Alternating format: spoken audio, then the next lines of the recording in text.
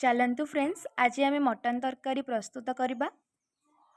प्रथम हांडी गरम हो आसिले आवश्यक अनुसार सोरिष तेल देवा। तेल अल्प गरम हो आसिले गोटा गरम मसला पकाइबा। सोरिष तेल रे मटन तरकारी प्रस्तुत कले तार टेस्ट बहुत भल आसी थाए।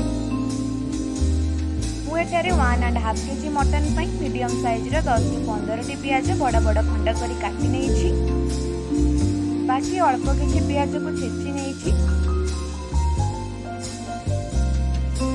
ग्रेवी चेचा मसला आड कले ग्रेवी टेस्ट बहुत भल आसी थाए।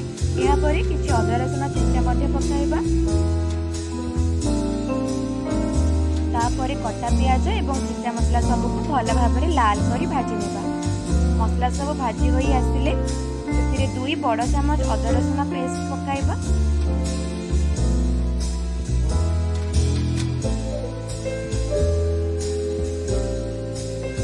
एठारे 3 छोट चामच लंका गुंडा नहीं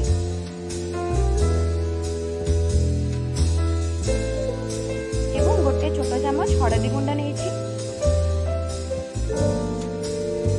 ग्रेवी भल कलर आसवा किसी काश्मीरी लंका गुंड आड कर नेबा।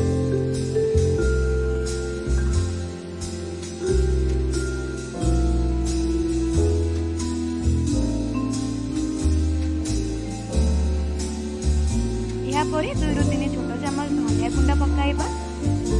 स्वाद अनुसार लुण पकाइबा। रखा जाइतिबा खासी मांस को कसा जाइतिबा मसला रे पकाइ नेबा।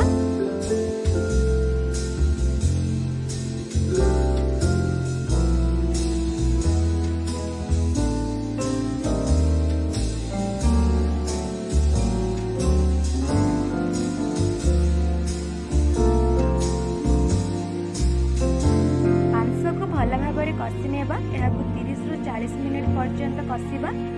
मसला रू तेल छाड़ी गला परे सेथिरे मटन मसला पकाइबा।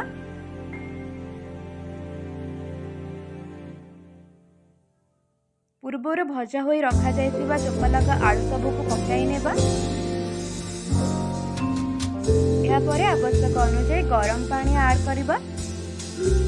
मांस एवं आलू को सिझिबा पई छाड़ी देबा। तरकारी हो आसला परे से अल्प गरम मसला आड कर नेबा। तापरे कटा हो रखा जाइतिबा धनिया पत्र को पकाइबा। देखंतु फ्रेंड्स प्रस्तुत हो जाइछि हमर चुली हांडी मटन। वीडियोटी भल लागिथिले लाइक शेयर सब्सक्राइब करने को जमारू भूलिबेनी। धन्यवाद।